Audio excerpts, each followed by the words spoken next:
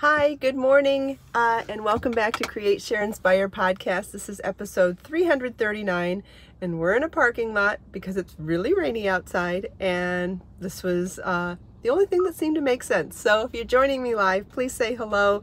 Let me know what you're crafting this morning. I would love to hear from you if you're joining us live. If you end up watching the recorded version, please also feel welcome to say hello, as I do reply to all of those comments throughout the day as well. Good morning, Joe and Lisa, Rebecca and Thea. Thanks for joining live. So glad to see you here. Hi, Judy. Hi, Mar. Thanks for joining live. Hi, Edna. Glad you're here. I am finishing up my first chemo hat this morning. Hi, Lily. Hi, Kim. Hi, Yarny. Yarny. Hi, Melissa. Thanks for joining live. Hi, Karen. We'll wait for a few more people to get here. Hi, Carol. I know I had to do my time differently today. Hi, Sunshine. Thanks, Lisa. Yeah, so I have another family friend who is sick right now. This family member is going through a very heavy session of chemo, several sessions of chemo actually, and she's in her second session of treatments right now, and her hair's about to fall out, and she asked me for some hats. I quickly went through my samples when she first asked and gave her one of my really soft hats that I've made in Be So Tender yarn in it was the Tender Basket Weave hat. So it was a knit pattern, and I'm sure some of you are familiar with it. I'm sure some of you have even made it. We did several tutorial videos on it, and it was in one of my more muted colors, and she asked me if I would make her another hat, but this time do something more bright, colorful, and cheerful. And I said, sure, I can do that. So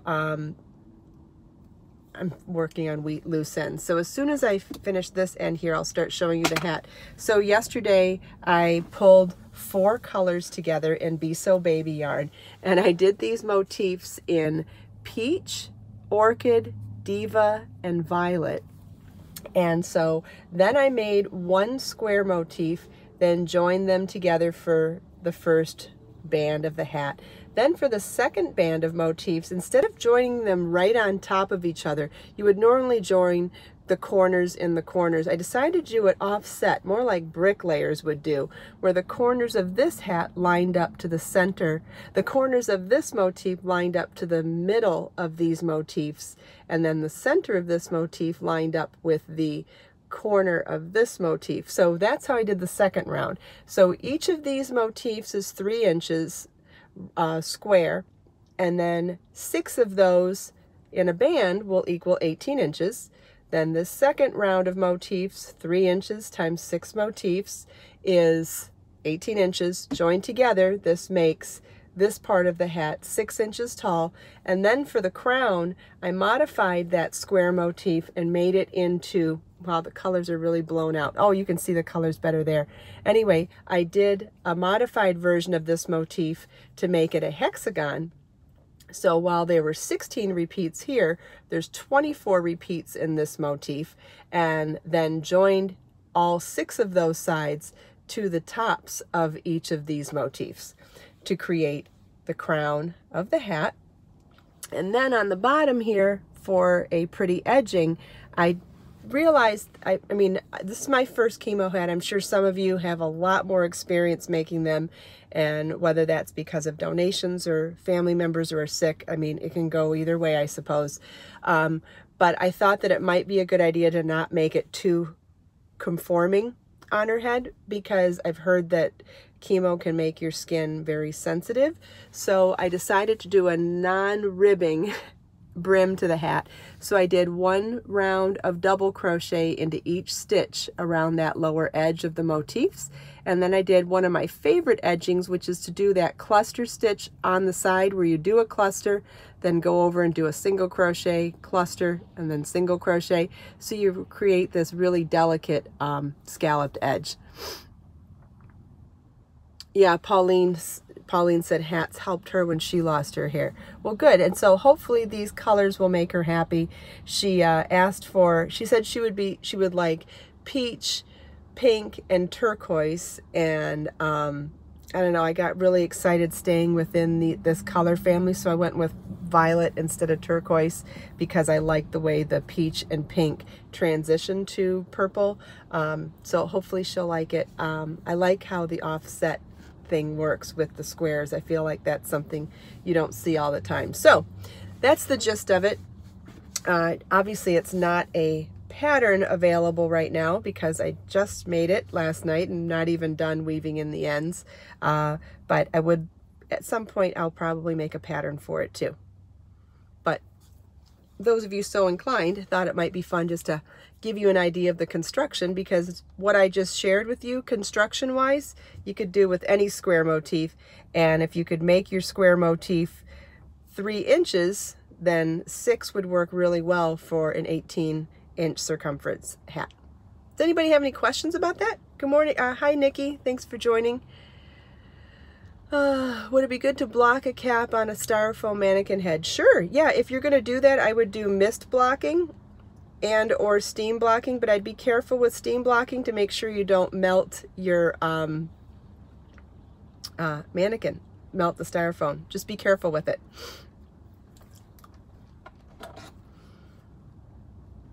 It's still raining. Would have gone outside, but it's been raining since before I got up today. And it's supposed to rain all day here too. But I hear the weather's much worse in other parts of the country.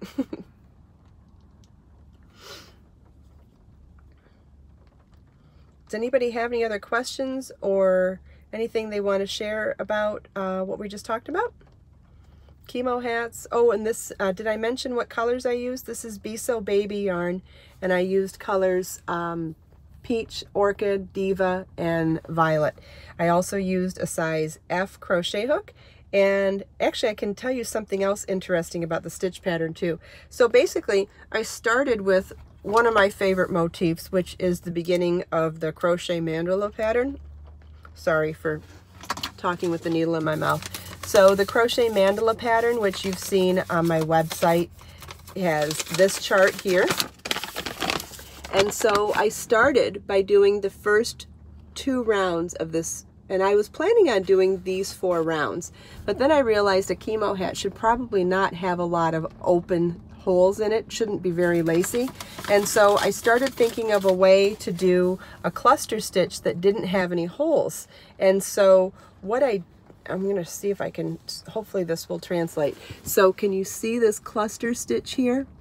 This cluster stitch is worked over 3 stitches, then there's a chain space, and then the very next cluster stitch starts in the leg of the previous stitch and goes forward. So it's worked over 3 stitches, but one of those stitches is a stitch already worked into. Does that make sense? And so that means there's absolutely no gap in this round because these stitches, these 2 clusters, actually share a stitch. Let's see. Does that show up? Can you see how the last leg and the first leg of these 2 clusters actually share that stitch? I did that so that there would be no holes there. The only place that there's a minimal hole is right here because we worked 3 stitches into a chain 3 space. But I thought this round it would be interesting to see if I could make those clusters a little more dense than they necessarily would be by making them share a stitch. Oh, good. It is translating well for some people. Hi, Michelle. Thanks for joining live. Sorry your flight got canceled, but glad you're here. I booked my flights yesterday for my secret trip that I'm not going to tell yet, but I have to be gone an extra day. Turns out I have to leave a day earlier, so I will be leaving on a Tuesday and coming back a Friday. And as soon as I get the okay to share where I'm going, I will let you know. But my flight got booked last night, my hotel got reserved last night, so getting closer. Good morning, Kimberly. Thanks for joining live. Most of these ends got woven in because I worked over them while I was making the hat, and boy, did that make a big difference. Can you imagine how many ends I would have to weave in with this much color work if I didn't do that? And if you want to see a video on how to work over your tails as you go, I did a little tutorial video on Instagram yesterday, so you could see it on my Instagram story. You can see it on my Instagram feed, and I believe it forwarded to my Facebook professional page as well. So I do have a quick little video that shows how to do that. And I saw a lot of people say that they use it all the time, and I was really surprised to hear how many people use it all the time, because I don't believe it's something that I would want to use all the time. There are certain yarns and certain projects that it's amazing for, but there are exceptions to it too. Diane, I could not read your whole question. If you want to re-ask it, great. If you want to save it for the recorded version of the video in comments, I would be happy to read it there too, but I totally missed it, so I'm sorry about that. Repeat it any way you'd like.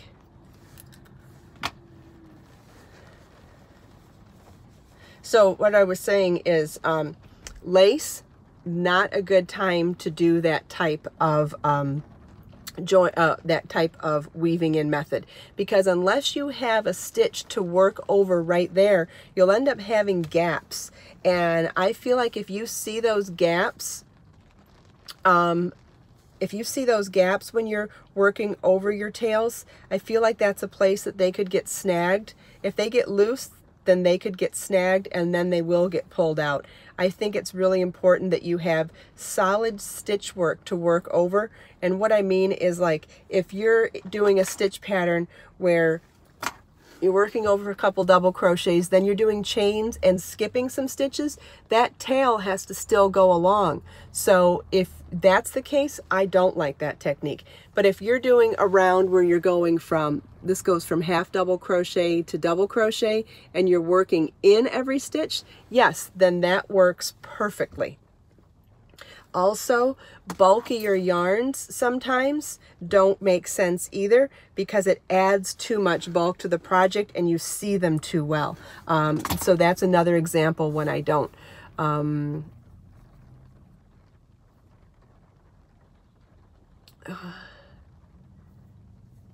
I think, oh, maybe her question was about crocheted socks. You know what? Crochet socks can be lovely, and sometimes they can be too bumpy. It depends on the type of yarn you use. If you use a yarn that's super soft and super squishy, it'll be fine. If you use a yarn that has a dense texture to it or a scratchier texture to it, it is going to be bumpy. So I think that there are probably exceptions when crochet socks are not as ideal as knit socks, but then there will be exceptions when they are just as lovely as knit socks, and it's going to depend on the yarn. Absolutely. Does anybody agree with me on that? Melody likes worsted weight, sport weight crochet socks.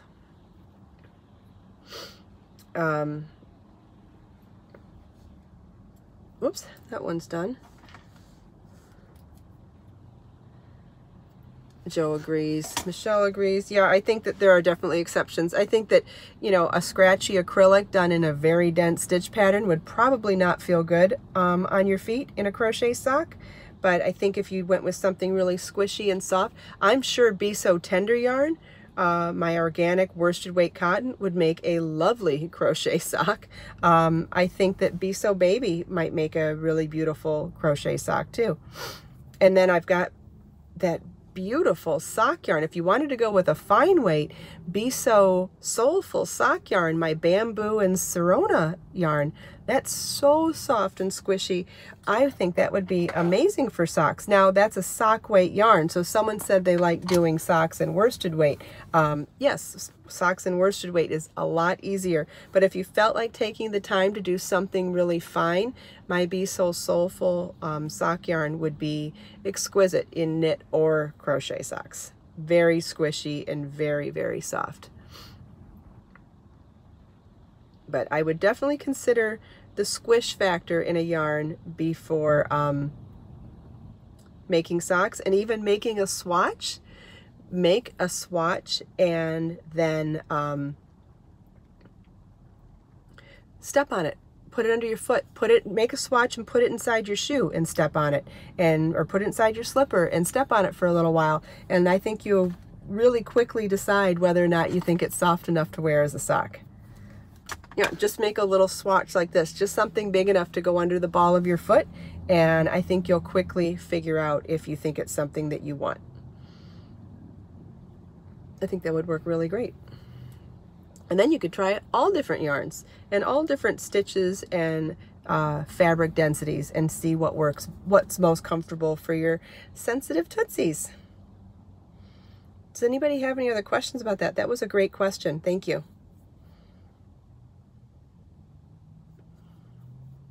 You're welcome. Yeah, Be So Soulful sock yarn is really, really soft. Okay, we are almost done weaving in ends. I think I'm down to 2. Oh, it's beautiful for other things too. I know a lot of you like to make other things with sock yarn. Me too. Here's an example where one of my tails went too far. Do you see?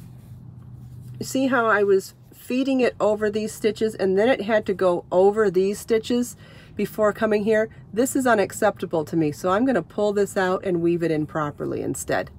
Hopefully that showed up well, but that's a good example of what I was talking about.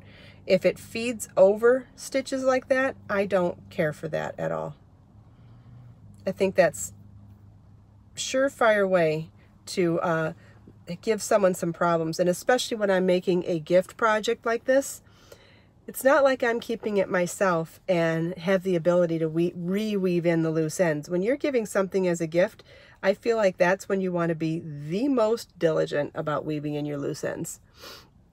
Joe does the same thing. Yeah, especially when you're giving a gift, right?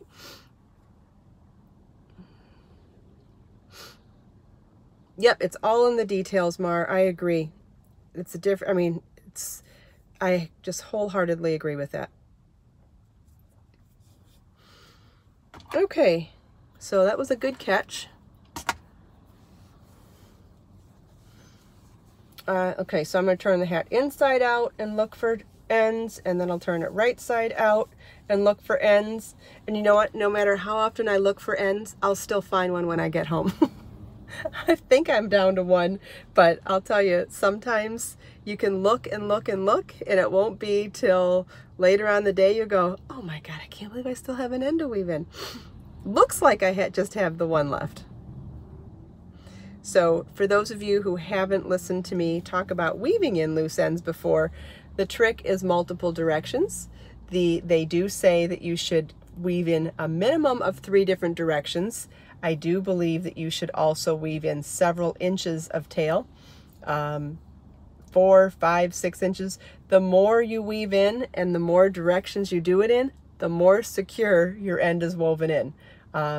So I don't think there's too much you can do. Obviously you don't want to be too excessive either.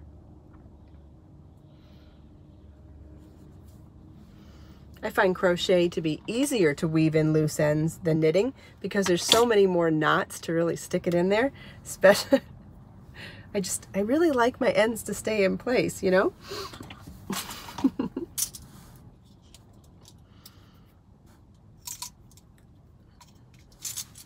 Okay, voila. Let's see, I'll try it on.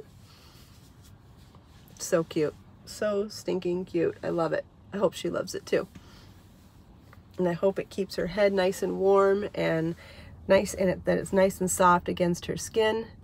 Thanks, Lisa. Yeah, and you know what's going to be fun is when I make the pattern and publish it. I think it's going to be fun talking about all the other different color combinations. You know, Be So Baby yarn comes in 15 colors, and this is 4 different colors. I used peach, orchid, blows out in certain light. I used peach, orchid, diva, and violet, but you could pick any 4 colors of Be So Baby yarn and make a bright, cheerful, colorful hat. This would be cute for a baby hat too. It'd be really cute for a baby blanket as well, or a baby bunting, you know, like that cocoon thing. That would be super cute.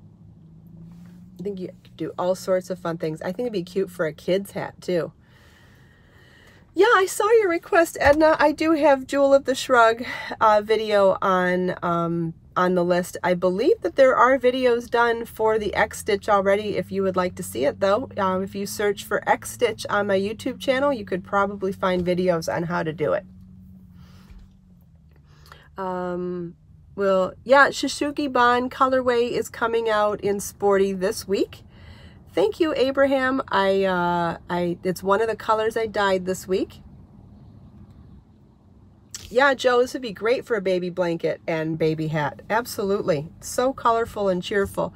What was I saying? Don't know. Well, I was telling Edna and anybody else interested, the Jewel of the Shrug, there have been videos done for it, but I believe if you search, you'll find them by X Stitch. So that's what I would look up. I would look up X Stitch, because in those videos you'll find, Melissa's watched it. Great, thank you. Are the colors the same on the new yarn? I don't know which yarn you're talking about, Lisa. Can you explain that a little more? Yeah, tons of great color combos, Judy. There's 15 colors in Be So Baby yarn. So I used 4 of the pinky purples, but you could go with all of the blue greens. You could do contrast. You could do colors for themes like Christmas for baby's first Christmas, or themes like a patriotic theme with red, white, and blue.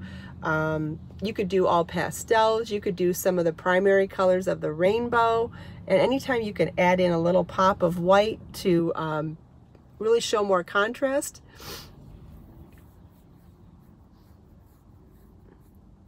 Thank you, Martina. Yeah, Shisugi Ban is going to be available in Be So Sporty yarn in the next couple of days.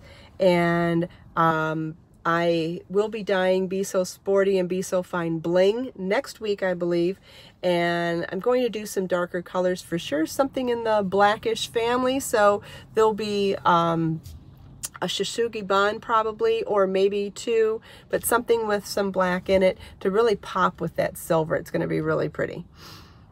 Thank you, Naomi. Thank you. Do I have a video for the Fantastical Vest? Yes, that is on the Knit Show. That is the project that I demoed on the Knit Show with Vicki Howell, and you can find the demo there. And if you go to the page for the Fantastical Vest on my website, it gives you a link to download the pattern on the Knit Show's website, as well as where to go watch the episode on their YouTube channel. Thanks for stopping, Lisa. Have a great day.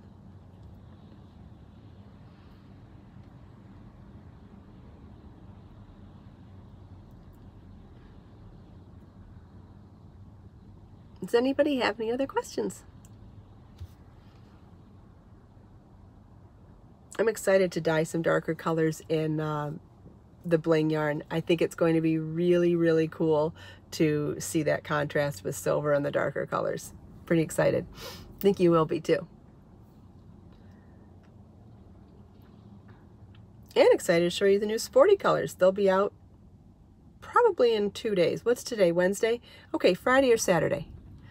Yeah, the new bling's going to be fun too. It's not done yet, but it will be.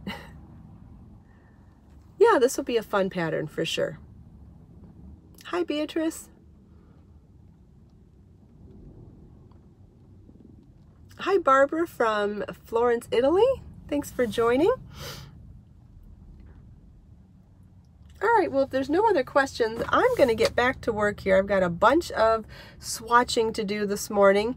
Thank you all so much for taking time out of your busy day to spend a few minutes with me. I appreciate your patience in being a little later and being in a rainy car parking lot. So thanks for that. I hope that you enjoyed some of my tutorials and tips this morning. I hope you enjoyed chatting with me and everyone else.